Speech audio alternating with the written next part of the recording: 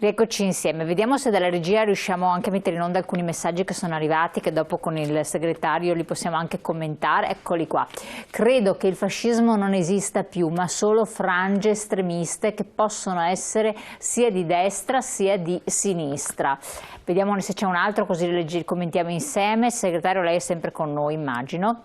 Eccolo qua un altro. Mi piacerebbe sapere se i giovani d'oggi sanno cosa sono le foibe e chi le alimentò. Allora, questa prima domanda, visto che è rivolta ai giovani, risponde la nostra Beatrice Sofia Urso, e l'altra invece il segretario. Prego. Certo che sappiamo cosa sono le foibe, sappiamo anche che ci piacerebbe poterle studiare da un punto di vista più oggettivo e meno strumentale, come tutti i fenomeni storici a cui, appunto, di cui vogliamo renderci edotti. Quindi certo che lo sappiamo, purtroppo c'è ancora una grandissima strumentalizzazione di questo tema oggi. Quindi non avete fonti oggettive, insomma, vi mancano fonti oggettive sostanzialmente. E questo è un bel appello, perché è molto interessante anche questa analisi. Segretario? È con noi? Posso dire che sì, sono con voi, e posso dire per esempio che io sono andato a vedere la foiba di Basovizza, insomma è stata indubbiamente una tragedia, però come ha detto correttamente Beatrice, ogni situazione va contestualizzata, e altrimenti si strumentalizza la cosa. Io dirò anche una cosa forte, ma mi assumo la responsabilità. Il responsabile delle foibe si chiama Benito Mussolini, punto, perché noi ne abbiamo fatte di tutti i colori in quel periodo. Non tocchiamo questo argomento perché sennò scatena gli animi di chi ci però segue, è bene cominciare a dire le cose come stanno. Vabbè, un punto di vista. Non si giustificano le vendette, tutto quello che si vuole, però la storia va contestualizzata. Allora si capisce. Vabbè, bisogna vedere, faremo una puntata su questo con ambe le parti coinvolte. Volentieri. Per quanto riguarda esatto, l'altra, il primo passaggio.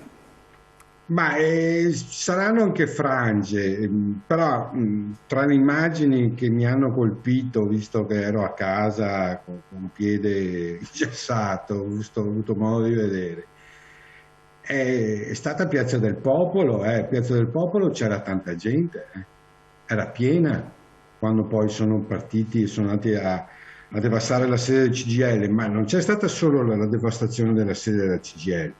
Lì in Piazza del Popolo si gridava andiamo a prenderci Roma, c'è stato l'assalto a Palazzo Chigi, alla sera sono andati al pronto soccorso di un ospedale romano, che adesso non mi ricordo il nome, atti di una gravità inaudita.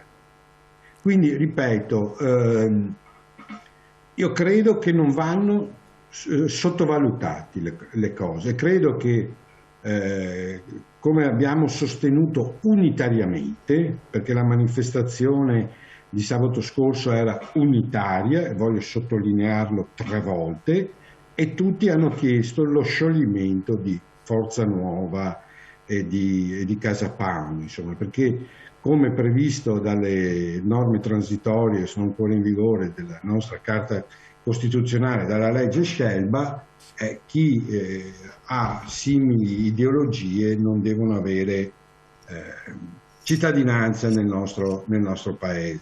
Un altro messaggio, che rapporto c'è tra i giovani studenti e lo SPCGIL e quali sono i progetti che avete insieme?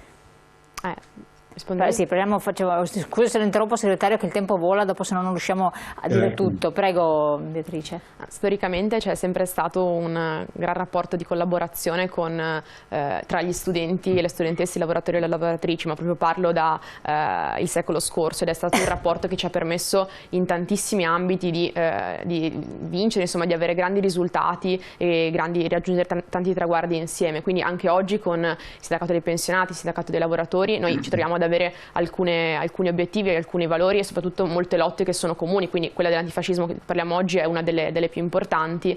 Progetti quali sono? portare nelle scuole, per esempio appunto dal nostro punto di vista, questi valori e questi temi, quindi poterli affrontare all'interno dei luoghi di cultura e dei luoghi di aggregazione che noi frequentiamo, ed è appunto una delle cose più difficili ma anche forse più belle che possiamo fare oggi.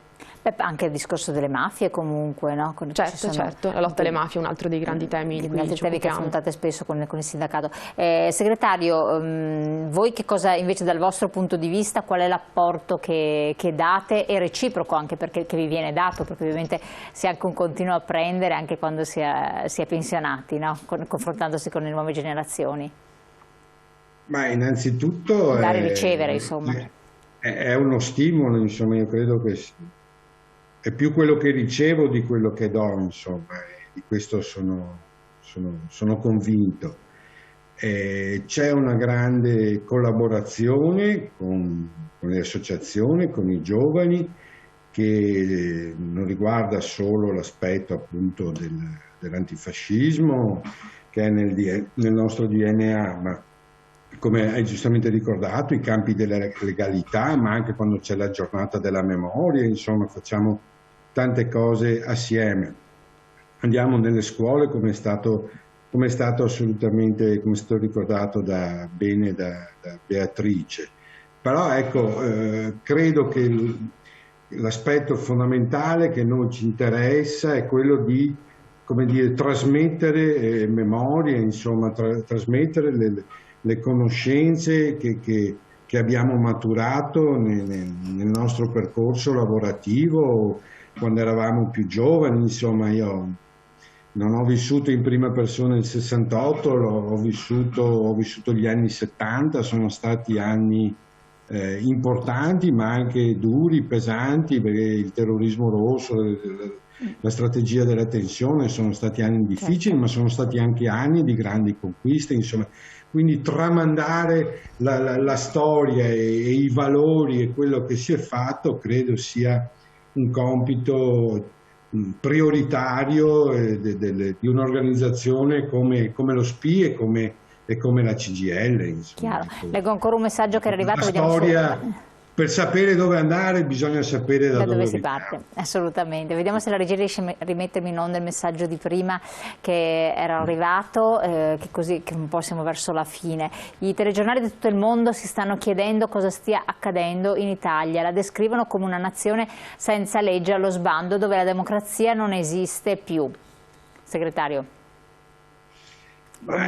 Indubbiamente. Beh, è esagerato questo, perché non è così, insomma, perché potremmo dire che noi siamo la nazione che ha affrontato meglio il coronavirus, il Covid, siamo la popolazione più vaccinata, i dati ce lo dimostrano, la ripresa economica c'è.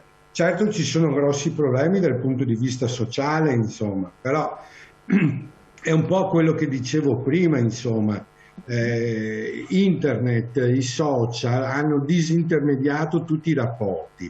Adesso sembra che noi siamo un paese in preda ai movimenti Novax, no Green Pass, che hanno un carattere, so che sono pesante, ma è così, perché altrimenti non si spiega perché i leader di Forza Nuova riescono a strumentalizzare così facilmente quella piazza.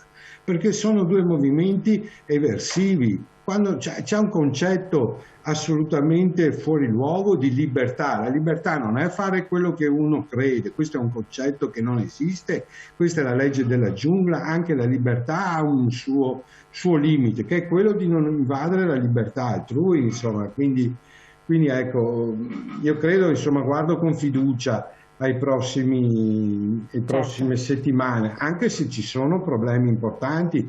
Penso alle questioni delle pensioni, insomma, quello che il governo ha proposto, quota 102 e 104, sono sbagliate, non vanno bene, significa ritornare alla Fornero, uno scalone di 5 anni, e non affronta la questione della pensione per le giovani generazioni. C'è tutta la riforma fiscale che, se per certi aspetti ha degli elementi interessanti, però va iscritta a chi va a favore. C'è una questione sociale, insomma, l'abbiamo anche detto, l'ha detto anche chiaramente Assolutamente sì. L'ha detto...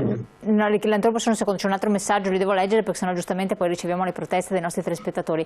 Il fascismo è storia passata, lo Stato possiede gli strumenti per impedirne il ritorno. Reclamizzare per paventare il ritorno del fascismo è penoso. Questo scrive il nostro telespettatore o telespettatrice, non lo so.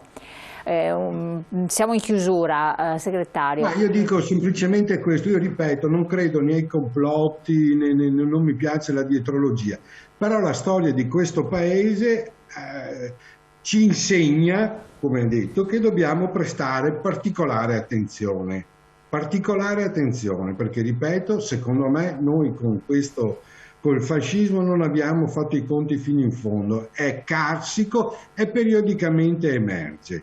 Ecco, e quando si attaccano le sedi sindacali, Certo. le sedi di chi rappresenta i lavoratori, poi è sempre stato propedeutico. Non voglio dire che siamo in quella situazione, però insomma Certo. stiamo attenti, non vanno banalizzate. Assaltare la sede della CGIL, distruggerla, non è una banalità.